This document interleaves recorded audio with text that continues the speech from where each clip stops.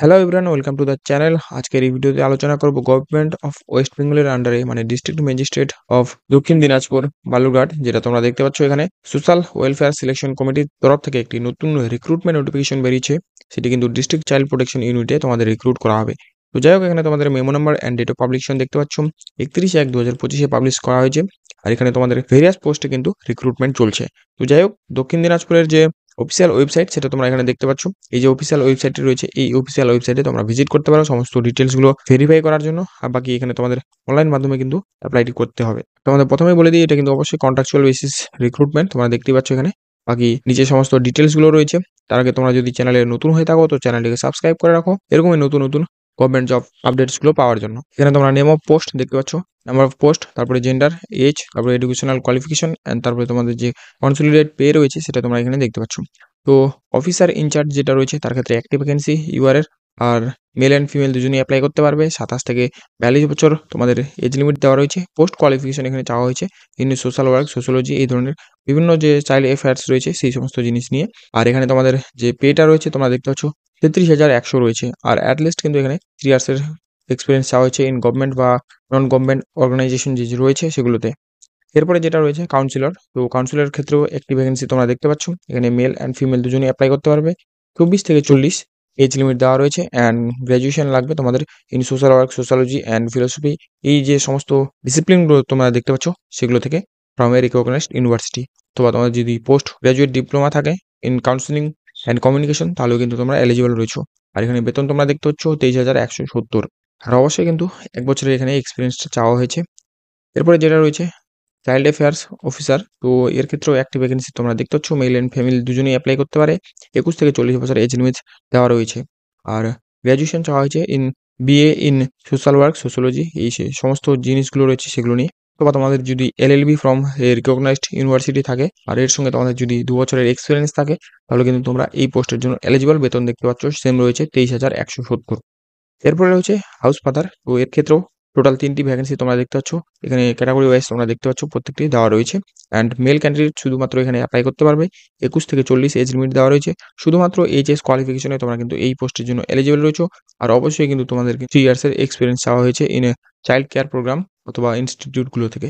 আর বেতন তোমরা দেখতে পাচ্ছ 14,500 মতো দেওয়া রয়েছে। আর প্যারামেডিক্যাল স্টাফ রয়েছে। এরপরে তোমরা দেখতে পাচ্ছ একটি vacancy and male and female দুজনেই অ্যাপ্লাই করতে পারবে। আর 21 থেকে 40 এজ লিমিট, 12 পাস প্লাস তোমাদের ডিপ্লোমা ইন নার্সিং অথবা ফার্মেসি থাকতে হবে। আর এক্সপিরিয়েন্স এখানে 3 বছর চাওয়া হয়েছে। 12,000 বেতন তোমরা দেখতে পাচ্ছ। এরপরে স্টোর কিপার যেটা রয়েছে তোমরা দেখতে পাচ্ছ, এর ক্ষেত্রে একটা ভ্যাকেন্সি, মেল অ্যান্ড ফিমেল দুজনেই অ্যাপ্লাই করতে পারবে। 21 থেকে 40 গ্র্যাজুয়েশন চাওয়া হয়েছে ইন কমার্স বা অ্যাকাউন্টেন্সি, এই সমস্ত নিয়ে। তারপরে তোমাদের নলেজ থাকতে হবে 3 ইয়ার্সের এক্সপিরিয়েন্স। আর এখানে তোমাদের 18,000 মানে 18,500 বেতন রয়েছে। আর হেল্পার কাম নাইট ওয়াচম্যান যেটা রয়েছে তার ক্ষেত্রেও একটি ভ্যাকেন্সি। মেল ক্যান্ডিডেট শুধুমাত্র অ্যাপ্লাই করতে পারবে। 18 থেকে 40 বছর এজ লিমিট, শুধুমাত্র মাধ্যমিক পাশে এলিজিবল রয়েছে। আর এখানে তোমাদের অবশ্যই কিন্তু এই ফিল্ডে এক্সপিরিয়েন্স থাকতে হবে। বেতন তোমরা দেখতে পাচ্ছ 12,000 রয়েছে।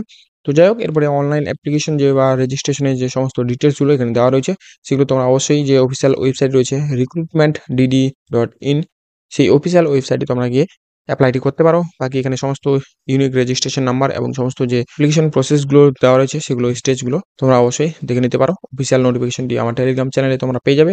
এরপরে তোমাদের যে কী ডকুমেন্ট রয়েছে সেগুলো আপলোড করতে হবে। দেখতে পাচ্ছ age proof, residential proof, qualification, experience and working experience যে সার্টিফিকেটগুলো রয়েছে সেগুলো সমস্ত কিছুই এখানে আপলোড করতে হতে পারে। আর আদার্স যে কন্ডিশনসগুলো রয়েছে সেগুলো তোমরা এখানে দেখতে পাচ্ছ। যে মিনিমাম বা ম্যাক্সিমাম এজ লিমিট রয়েছে সেটা কিন্তু তোমাদের 31/1/2025 থেকে হিসাব করা হবে। আর এজ রিল্যাক্সেশন SC/STদের দেওয়া হবে যেমনটা গভর্নমেন্ট রুলস রয়েছে সেই অনুযায়ী। বাকি এখানে আদার্স যে ডিটেলসগুলো রয়েছে সেগুলো কিন্তু অবশ্যই তোমরা দেখে নিতে পারো। এখানে সমস্ত সার্টিফিকেট রিলেটেড সমস্ত বিষয়গুলো এখানে ক্লিয়ার বলে দেওয়া রয়েছে। এরপরে তোমরা এখানে দেখতে পাচ্ছ ডিটেলস অফ এক্সামিনেশন, তো প্রত্যেকটিরই কিন্তু এখানে এক্সামিনেশন দেওয়া রয়েছে। তো এক্সামিনেশন 80 মার্কসের হয়ে থাকবে, মানে 80 মার্কসের। আর কম্পিউটার টেস্ট তোমাদের এখানে 10 মার্কসের রয়েছে। সাকসেসফুল ক্যান্ডিডেট যারা রয়েছে রিটেন এক্সাম কোয়ালিফাই করবে তাদেরই কিন্তু এই কম্পিউটার টেস্টের জন্য অ্যালাউ করা হবে। 3 নম্বরে তোমরা দেখতে পাচ্ছ কম্পিউটার টেস্ট কোয়ালিফাই করার পরেই কিন্তু তোমাদের যে ভাইভা রয়েছে সেটার জন্য ইনভাইট করা হবে। আর কম্পিউটার টেস্ট কোয়ালিফাই করার পর যে 1:5 রেশিও রয়েছে, মানে যত পরিমাণ পোস্ট রয়েছে তার 1:5 রেশিওতে তোমাদের কিন্তু ভাইবার জন্য ইনভাইট করা হবে। আর ভাইভাটাই কিন্তু তোমাদের ফাইনাল সিলেকশন হয়ে থাকবে। বাকি এখানে সিলেবাস দেওয়া রয়েছে দেখতে পাচ্ছ, English, Bengali, mathematics, general knowledge, child protection, এই সমস্ত বিষয়গুলি থেকে তোমাদের কিন্তু যে রিটেন এক্সাম রয়েছে সেখান থেকে কোয়েশ্চেন আসবে। আর এই এক্সামের যে ডেটটা রয়েছে সেটা কিন্তু অবশ্যই অফিসিয়াল নোটিফিকেশনে তোমরা আপডেট পেয়ে যাবে। বাকি এরপরে জেনারেল ইনস্ট্রাকশনগুলো দেওয়া রয়েছে, এগুলো সাধারণত হয়ে থাকে সেগুলোই দেওয়া রয়েছে। আর এখানে এরপরে যে সাবমিশন অফ অ্যাপ্লিকেশন রয়েছে সেটাও কিন্তু বলে দেওয়া রয়েছে 28/2/2025 পর্যন্ত কিন্তু চলবে তোমাদের বিকেল 5:30 পর্যন্ত থ্রু যে অফিসিয়াল ওয়েবসাইট রয়েছে সেই মাধ্যমেই। আর ক্লোজিং ডেট তোমরা দেখতে পাচ্ছ রিসিপ্ট করার সেমই রয়েছে 28/2/2025 বিকেল 5:30টায়। তো যাই হোক, এই হচ্ছে সমস্ত ডিটেলস, বাকি নিচে আর তেমন কিছু নেই।